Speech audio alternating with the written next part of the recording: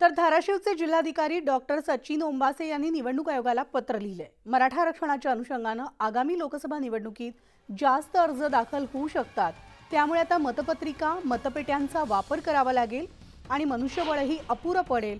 ही बाब लक्षात घेऊन निवडणूक आयोगाने मार्गदर्शन करावे अशी मागणी डॉक्टर सचिन ओंबासे यांनी पत्रातून केली आहे।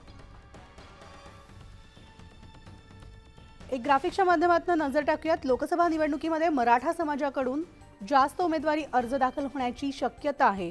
तर जास्त उमेदवारी अर्ज आल्यास ईव्हीएम ऐवजी मतपत्रिकेवर निवडणुका घ्याव्या लागणार आहेत आणि मतपत्रिका आणि मतपेट्यांचा वापर करावा लागल्यास अधिकारी, वाहन, अपुरं मनुष्यबळ या अडचणी येणार आणि उमेदवार वाढल्यास मतपत्रिका तितक्याच मोठ्या आकाराची होणार।